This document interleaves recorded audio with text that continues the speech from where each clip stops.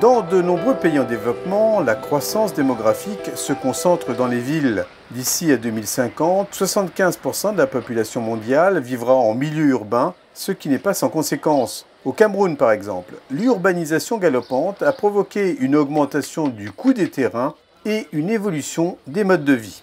L'enjeu majeur réside pour les pouvoirs publics à pouvoir donc résoudre la crise du logement, apporter des solutions à la crise du logement, étant entendu que les constructions en rez-de-chaussée ne peuvent plus accueillir tout le monde décemment. Et donc, il devenait donc urgent que l'État se préoccupe de l'organisation de l'habitat, d'où donc l'avènement de la copropriété. Autre pays, autres enjeux, voyons la situation à Maurice. Quand le concept des Smart Cities a été mis en place par l'État, et avec surtout les étendues qui sont plus ou moins grandes par rapport aux villes existantes, nous, praticiens du droit, et qui étions appelés par les promoteurs à mettre en place la structure légale, nous avons réalisé que le cadre du code était insuffisant par rapport aux enjeux qui s'offraient à nous devant la création de ces nouvelles villes intelligentes. Construire en verticalité, en copropriété, est devenu une nécessité dans beaucoup de pays, pas toujours préparés à ce type d'urbanisme. En 2016, une équipe pluridisciplinaire composée de notaires et de géomètres experts, associés à d'autres partenaires, a créé un kit de copropriété. Dans tous les pays en voie de développement, l'urbanisme et l'immobilier sont des gros soucis, puisque en réalité, les campagnes sont vidées au profit des centres urbains et les terrains ne sont pas extensibles. Et donc il a fallu passer d'un urbanisme plat à un urbanisme vertical.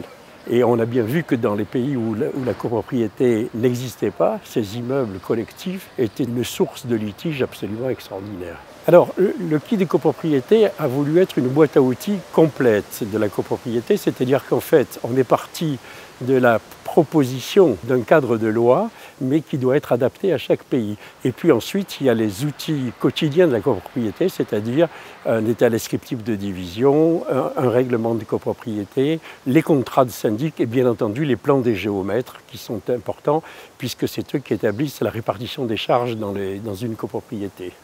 Alors, dans le kit de copropriété, le géomètre expert, c'est lui qui va diviser l'immeuble. Il va découper l'immeuble en parties privatives, en parties communes générales ou en parties communes spéciales en fonction des caractéristiques de l'immeuble. Il va aussi calculer les quotes-parts de copropriété, les tantièmes de charge qui seront utiles après la gestion de l'immeuble. Il va transmettre tous ces éléments au notaire qui va ensuite faire l'acte déclaratif de division. Aujourd'hui, le kit de copropriété a été présenté dans plusieurs pays. L'équipe pluridisciplinaire a remporté l'appel d'offres du gouvernement mauricien sur la modernisation de l'encadrement juridique de la copropriété et du développement des Smart Cities.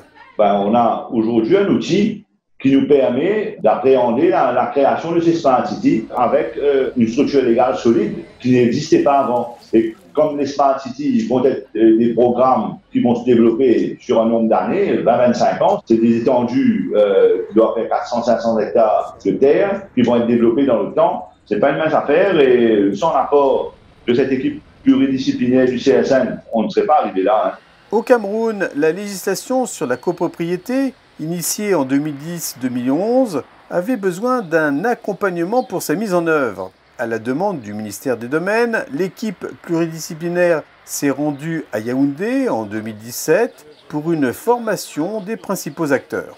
Déjà, à la suite de ce séminaire de juin 2017, le ministère des Domaines lui-même a initié également des formations de ville en ville à l'intention de tous les acteurs et notamment ceux qui sont spécifiquement dans la chaîne foncière, les conservateurs, les géomètres, etc.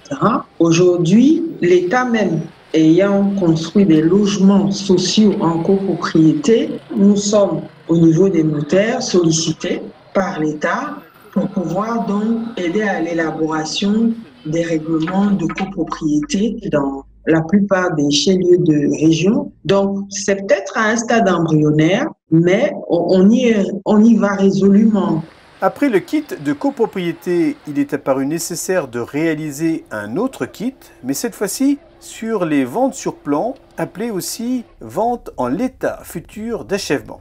Le kit VEFA répond à un besoin de sécurité toutes les parties, tous les acteurs qui achètent dans un immeuble collectif. Il faut à la fois garantir que le constructeur va être payé au fur et à mesure des constructions qu'il effectue, mais il faut aussi garantir l'acquéreur que l'immeuble qu'il achète ou la partie d'immeuble qu'il achète sera terminée et sera terminée dans le respect des engagements contractuels. Peut-on dire qu'il y a une complémentarité entre copropriété et vente sur plan? Je dirais elle est chronologique et évidente parce que dans la plupart des cas, la copropriété, c'est la suite de la vente en état futur d'achèvement. C'est-à-dire que lorsqu'un promoteur va réaliser une opération immobilière, il va la vendre en vente en état futur d'achèvement et une fois la VFA terminée, l'immeuble va se retrouver en copropriété. Donc il y a une logique chronologique qui est ici absolument évidente.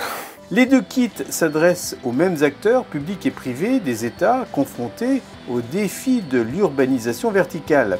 Mais ces deux outils, pour utiles qu'ils sont, nécessitent un accompagnement opérationnel sur le terrain, un exercice auquel notaires et géomètres sont parfaitement rodés.